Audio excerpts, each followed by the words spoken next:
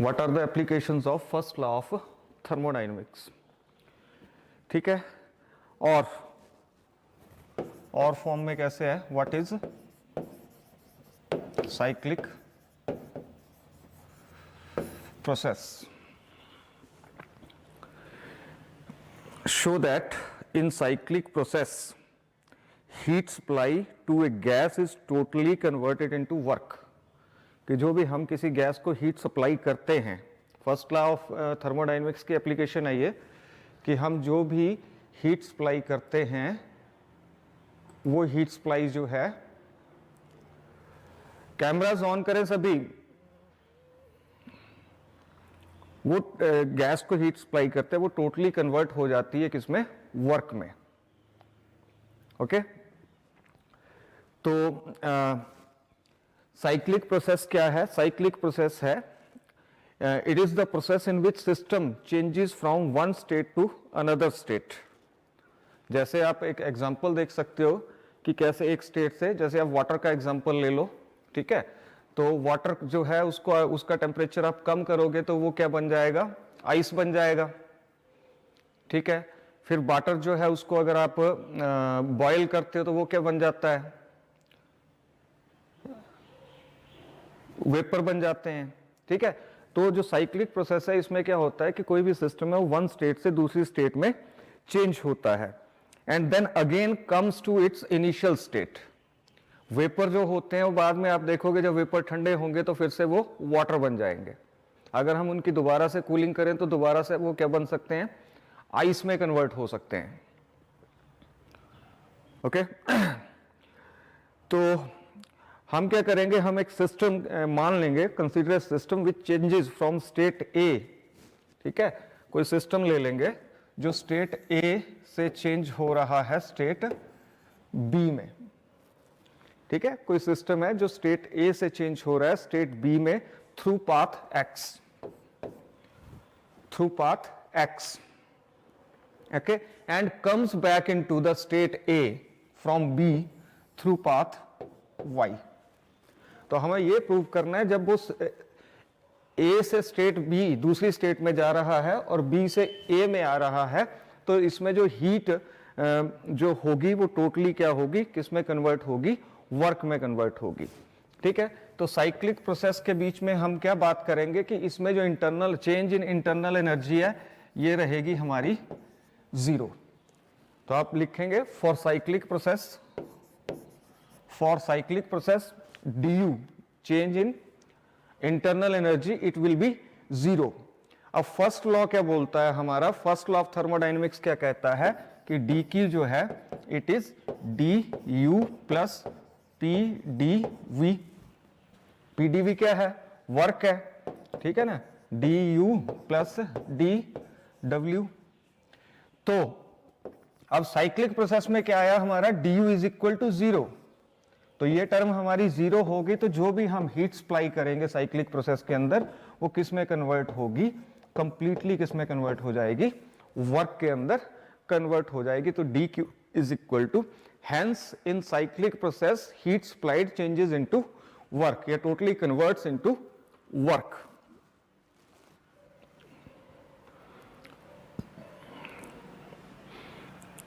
ठीक है, नेक्स्ट है what is boiling process. Next है what is boiling process.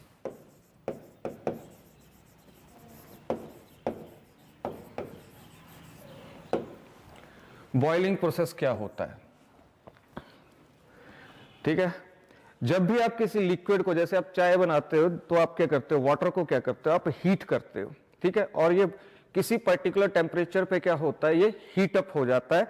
Particular temperature पे क्या होगा, जो बॉइलिंग पॉइंट होगा उस पे वो बॉयल होना स्टार्ट हो जाएगा। ठीक है, if at boiling point the pressure is kept constant. ठीक है, अगर बॉइलिंग पॉइंट के ऊपर अगर हम प्रेशर जो है उसको कांस्टेंट रखते हैं तो at boiling point if we keep the pressure constant then liquid requires some definite amount of energy to change liquid into vapour state. और ये प्रोसेस जो होता है हम यूज करते हैं प्रेशर कुकर के अंदर। प्रेशर कुकर जो होता है उसके अंदर हम क्या करते हैं, प्रेशर को क्या करते हैं, कांस्टेंट रखते हैं। और जैसे आप वाटर डाल दोगे उसमें तो जो बॉइलिंग पॉइंट आएगा जब उसका बॉइलिंग पॉइंट आएगा तो बॉइल होना स्टार्ट हो जाता है उसके अंदर जो पानी आपने रखा हुआ है, ठीक है। तो उसमें क्या है कि उससे क्या होता है, अगर प्रेशर को आप कम रखते हो, प्रेशर को कांस्टेंट रखते हो, तो जो लिक्विड है या जो भी पानी है उसको कम अमाउंट ऑफ हीट चाहिए होगी, हीट एनर्जी उसको जो रिक्वायर्ड होगी दैट विल बी लेसर, ठीक है। तो this is the boiling process जिसके अंदर तो this amount of heat is called latent heat of vaporization. उसको क्या बोलते हैं हम, लेटेंट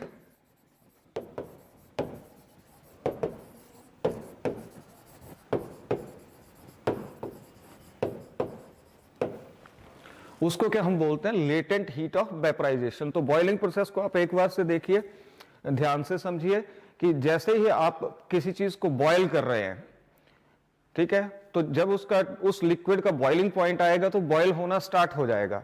पर अगर हम वहां पे क्या करें कि अगर हम उसके प्रेशर को कांस्टेंट कर दें, ठीक है, तो जो हीट रिक्वायर्ड होगी, इसीलिए हम प्रेशर कुकर का यूज करते हैं। प्रेशर कुकर में अगर आप सिंपल कंटेनर के अंदर अगर आप चावल बनाएंगे तो उसमें ज्यादा टाइम लगता है, और अगर प्रेशर कुकर में आप बनाते हो तो उसमें टाइम क्या लगता है, कम लगता है, और टाइम भी कम लगता है और हीट एनर्जी भी कम रिक्वायर्ड होती है, ठीक है। अगला है रिलेशन निकालना है हमने, ये ऑलरेडी हम निकाल चुके हैं, Cp minus Cb is equal to R। ये रिलेशन निकालना है by using first law of thermodynamics. हम फर्स्ट लॉ ऑफ थर्मोडायनेमिक्स को यूज करेंगे और उससे हम रिलेशन निकालेंगे Cp minus Cb is equal to R।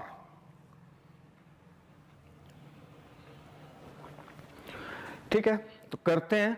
हम क्या करेंगे, इसमें 1 मोल ऑफ आइडियल गैस ले लेंगे।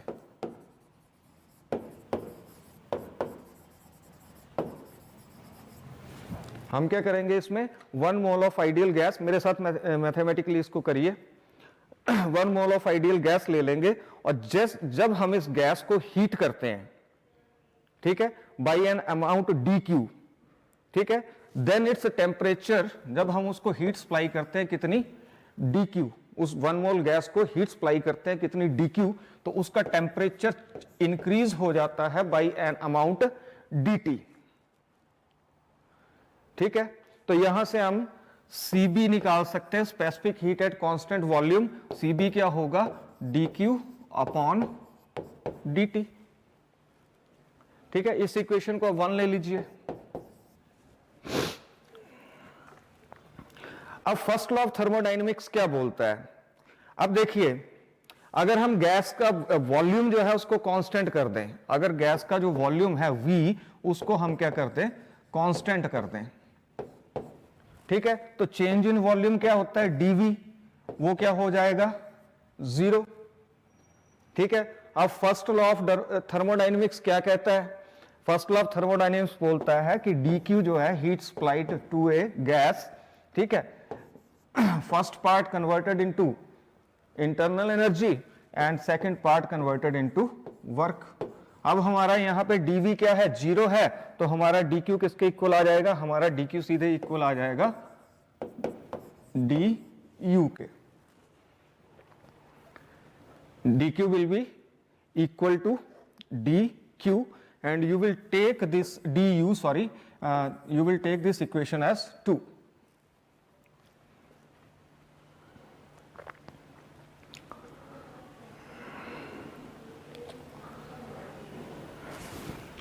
ठीक है, आगे चलते हैं।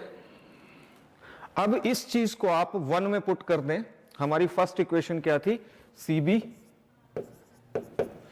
क्या थी, dq अपॉन dt थी, तो dq किसके इक्वल आ गया, du के इक्वल आ गया, तो ये du अपॉन dt हो गया, ठीक है। इस इक्वेशन को आप ले लीजिए थर्ड इक्वेशन,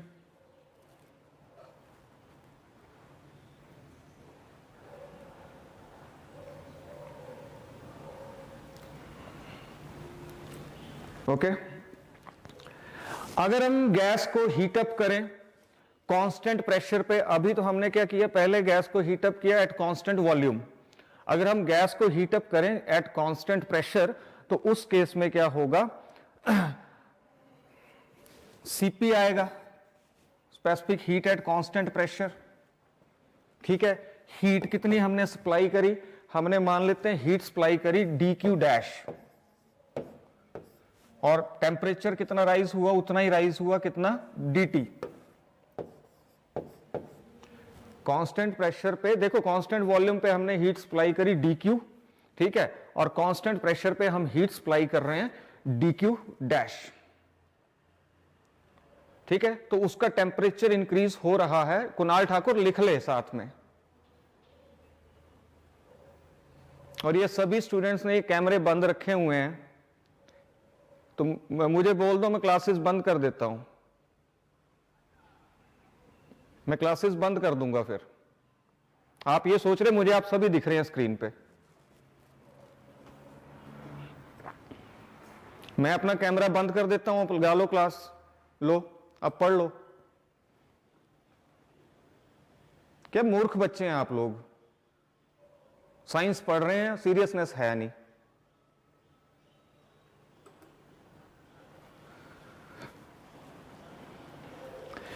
तो ये क्या हमारे पास आ जाएगी, Cp आ जाएगी, और इसको आप ले लो इक्वेशन नंबर 4। कांस्टेंट प्रेशर पे हीट सप्लाई करी dq डैश, कांस्टेंट वॉल्यूम पे हीट सप्लाई करी थी हमने dq।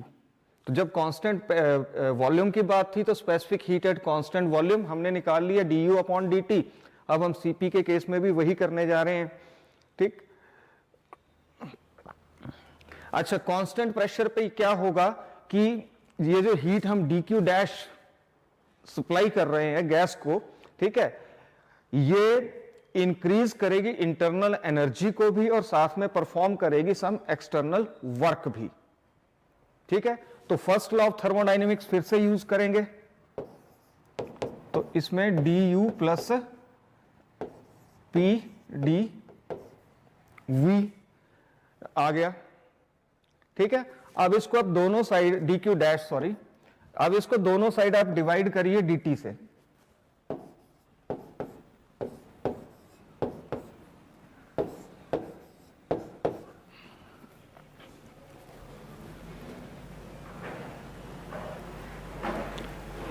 ठीक है, तो अब यहां से अगर आप देखें थर्ड और फोर्थ यूज करें, आप इक्वेशन थर्ड और फोर्थ यूज करें तो du अपॉन dt की जगह हम लिख सकते हैं Cb, ठीक है, और dq डैश अपॉन dt की जगह हम लिख सकते हैं Cp। तो यहां सब्स्टिट्यूट कर देंगे फ्रॉम 3 एंड 4।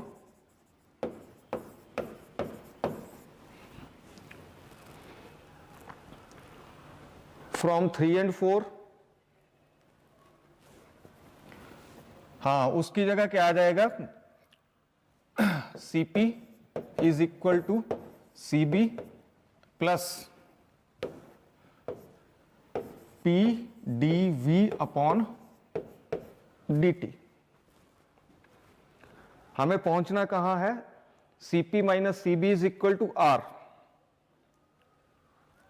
ठीक है, इस इक्वेशन को ले लीजिए आप 5। अब 1 मोल ऑफ आइडियल गैस के लिए, फॉर 1 मोल ऑफ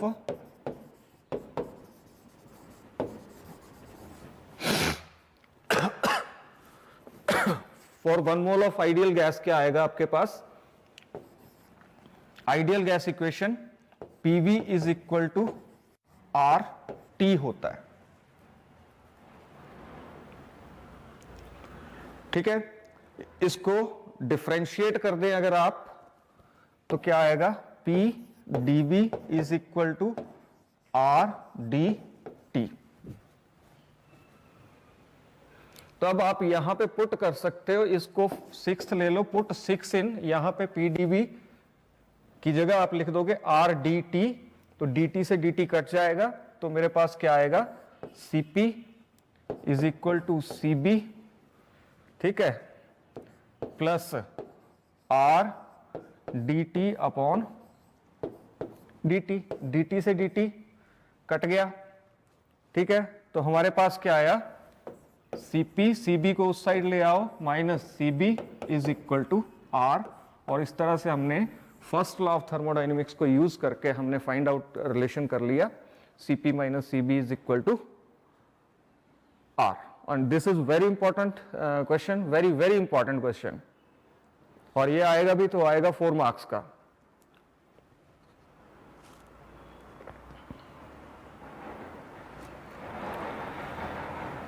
ठीक है,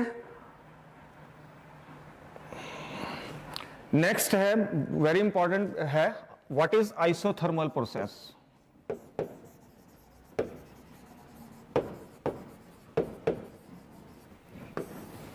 what is isothermal process. Kunal Thakur तुम सीधे बैठो, 1985 क्लास में भी ढंग से नहीं बैठता है, यहां भी ढंग से नहीं बैठ रहा है।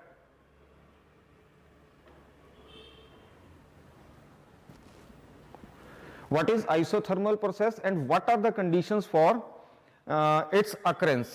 Isothermal process होता क्या है और इसके होने के लिए कौन सी conditions होती है, किन condition के अंदर ये होता है, ठीक है। और isothermal process के लिए हमें equation find out करनी है। This is again very very very important question.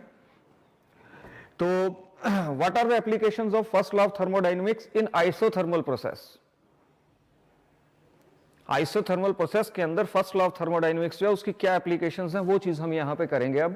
तो और फॉर्म में क्वेश्चन वैसे भी पूछ लेता है, ठीक है। तो सबसे पहले कि आइसोथर्मल प्रोसेस क्या होता है कि जिसमें टेम्परेचर कांस्टेंट रहता है, ऐसा प्रोसेस जिसमें टेम्परेचर क्या रहे, कांस्टेंट रहे। The process in which temperature remains constant is known as isothermal process.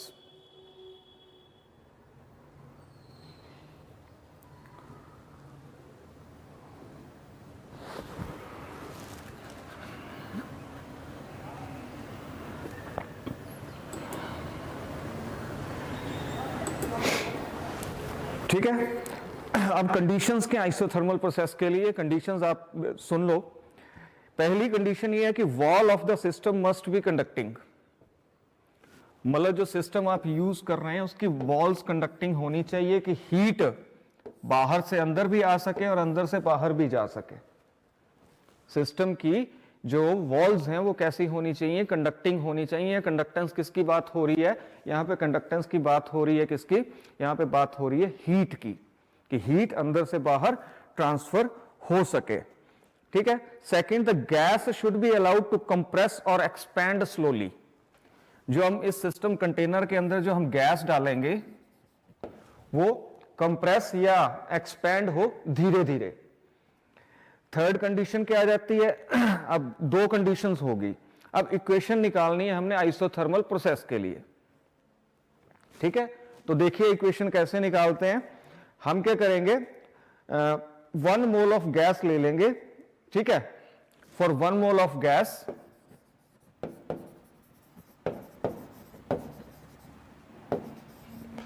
Ideal gas equation अभी लिखी है हमने, क्या आएगी, PV is equal to RT 1 mole of gas के लिए।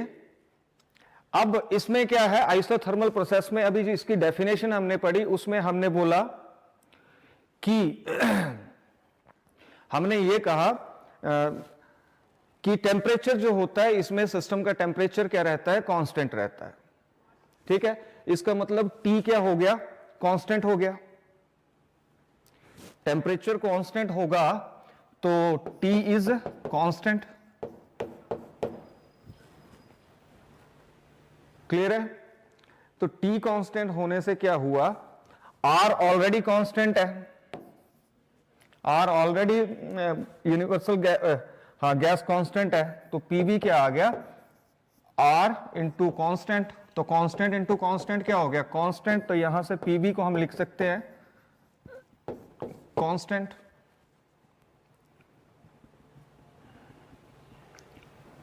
फाइन, ठीक है। तो this is the equation of isothermal process. अब कंक्लूजन क्या है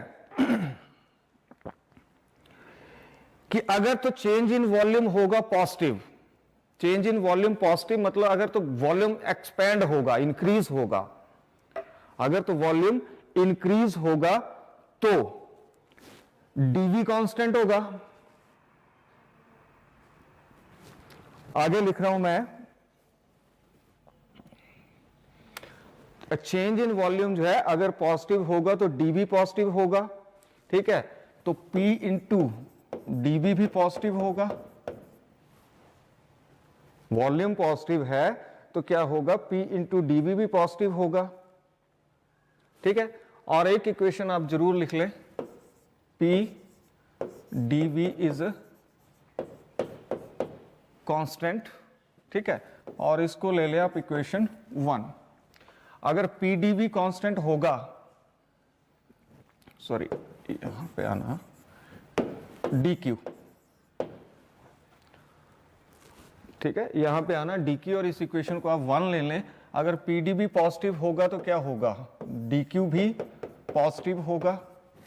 dq पॉजिटिव होने का मतलब क्या है कि हीट सप्लाइड जो है वो सिस्टम को क्या करेगी, एक्सपेंड करेगी।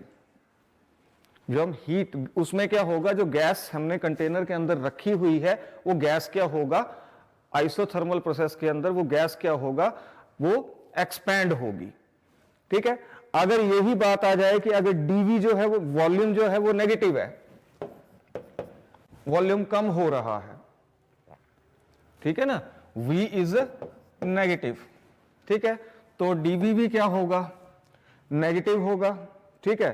dB नेगेटिव होगा तो PdV भी क्या हो जाएगा, नेगेटिव हो जाएगा। PdV नेगेटिव हो गया, PdV है किसके इक्वल, dQ के इक्वल है, तो dQ क्या हो गया, ये भी क्या हो गया, नेगेटिव हो गया। तो आइसोथर्मल प्रोसेस के अंदर जो हीट सप्लाइड है, इस केस के अंदर अगर वॉल्यूम कम हो रहा है तो सिस्टम विल कंप्रेस। तो जो हीट हम सप्लाई करेंगे वो सिस्टम को क्या करेगी, कंप्रेस करेगी, यानी गैस जो होगी वो कंप्रेस होगी, ठीक है। और जब वॉल्यूम पॉजिटिव है तो गैस क्या होगा, एक्सपैंड होगी, है ना। तो इसमें क्या है कि जो हीट सप्लाइड है वो जो सिस्टम है उस गैस को एक्सपैंड भी करती है और उस गैस को कंप्रेस भी करती है। तो ये कंक्लूजन है हमारा एप्लीकेशन ऑफ आइसोथर्मल प्रोसेस से।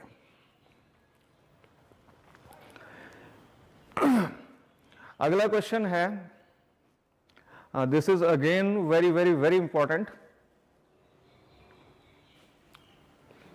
Obtain an expression for work done during isothermal process, very important. Work done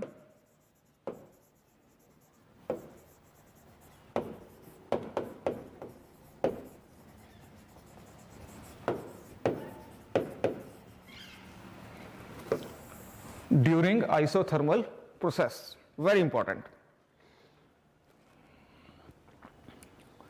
ठीक है। हमें इसमें प्रूव क्या करना है, W is equal to RT log V2 अपॉन V1। आपके नोट्स के अंदर बाकी फॉर्म में भी क्वेश्चन दिया होगा तो वहां से आप लिख लोगे, ठीक है। ये चीज हमें प्रूव करनी है। इसके केस में भी हम क्या करेंगे, एक सिलेंडर ले लेंगे, उसके अंदर 1 mole of gas, ideal gas, 1 mole of ideal gas किसी सिलेंडर के अंदर ले लेंगे हम, ठीक है। और इसमें हम सिलेंडर में क्या करेंगे, एक पिस्टन लगा देंगे सिलेंडर के अंदर। जैसे आपका साइकिल में हवा भरने वाले पंप के अंदर वॉशर लगी होती है, उसी तरह की चीज को हम क्या बोलते हैं, पिस्टन बोलते हैं। सिलेंडर में क्या फिट कर दिया हमने, पिस्टन फिट कर दिया, ठीक है। जैसे हम हीट जो है सप्लाई करेंगे, इस सिलेंडर को गर्म करेंगे हम,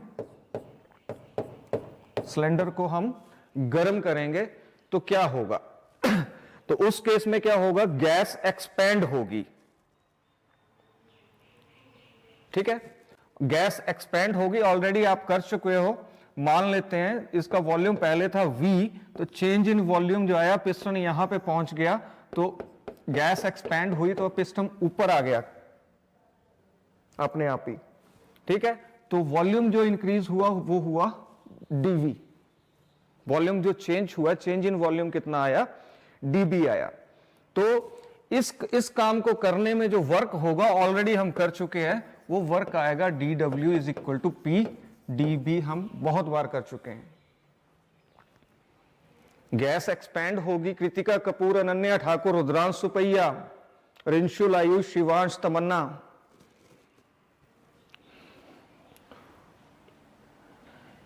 अनन्या ठाकुर, सोएरो। क्लास लगाया मत करो आप, मैं तो उन बच्चों के लिए लगा रहा हूं जो सीरियस हैं, जो रेगुलर हैं। बाकी मुझे पता है बाकियों ने क्या करना है। नहीं मूड हो मत आओ क्लास में।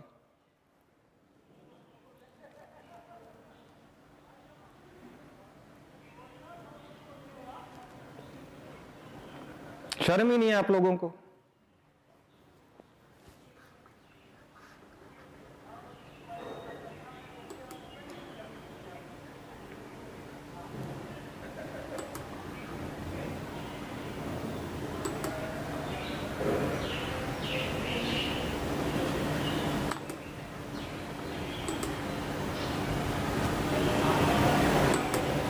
जो बच्चे क्लास लगाएंगे मैं उसी को रखूंगा, बाकी जाओ।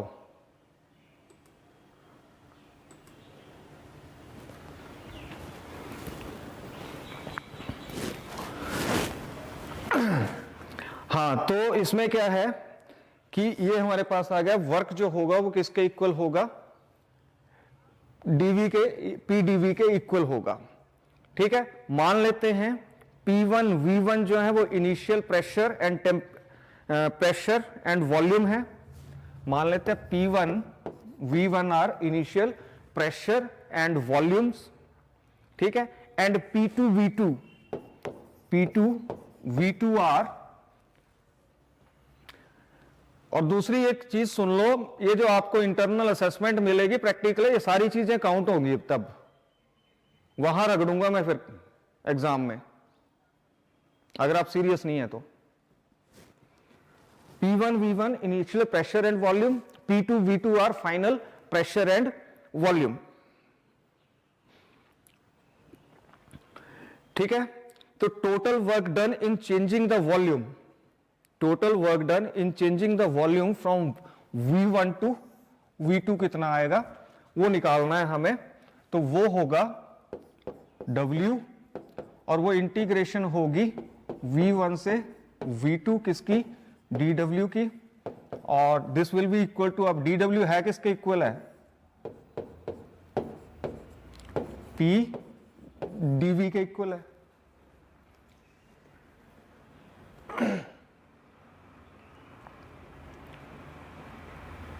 ठीक है, इसको ले लेंगे आप, ये dV है बेटे, U नहीं है, इक्वेशन 1 ले लो। ठीक है, हमें पता है 1 मोल ऑफ गैस के लिए PdV is equal to RdT होता है। यहां से आप क्या करोगे, यहां से आप निकाल लोगे P निकाल लोगे तो ये क्या आएगा, RdT upon dV।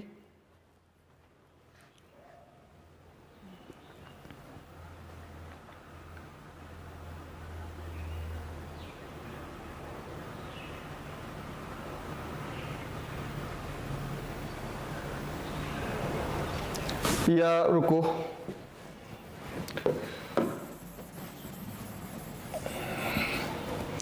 One mole of gas के लिए PV is equal to RT होता है, और यहां से आप क्या करोगे, P निकालोगे तो ये आएगा RT अपॉन V। ठीक है, इसको आपने सब्स्टिट्यूट करना है इस इक्वेशन के अंदर जहां P है। ठीक है, जब आप इसको यहां पे पुट करोगे तो आपके पास W क्या आ जाएगा, V1 टू V2, ठीक है, RT upon into 1/V into साथ में क्या है, dV।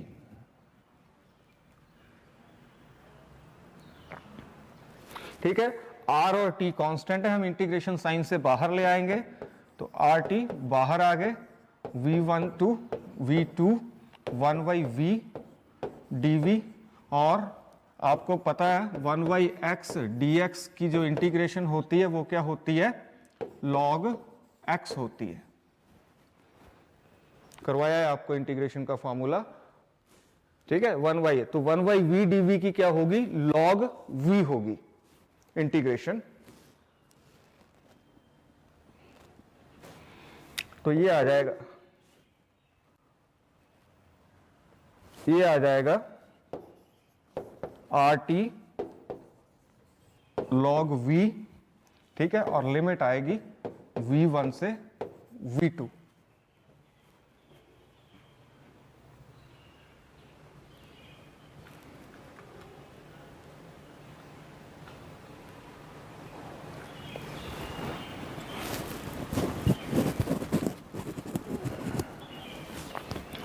ओके, लिमिट अप्लाई कर दो, तो W हमारे पास क्या आ जाएगा, RT log V2 minus log V1, और ये क्या है, log M minus log N क्या होता है, log M अपॉन N होता है,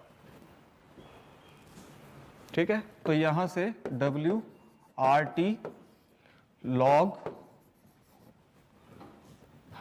V2 अपॉन V1, यही हमें प्रूव करना था equation of work done during the isothermal process.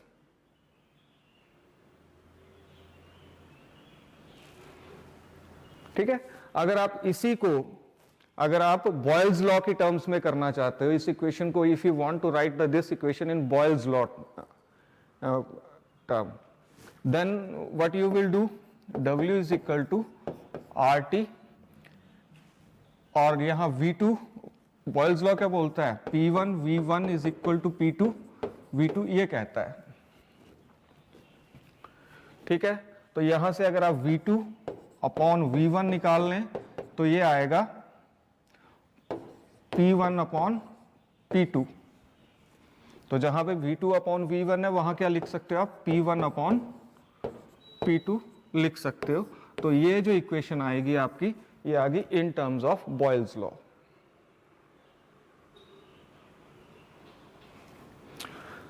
Okay, कल करेंगे हम व्हाट इज एडियाबैटिक प्रोसेस, ठीक है, उसकी क्योंकि लेंथी है वो इकट्ठा ही होगा, उसकी इक्वेशन फाइंड आउट करनी है, ठीक है। तो कल मिलते हैं एग्जैक्ट एट 9 AM, ओके।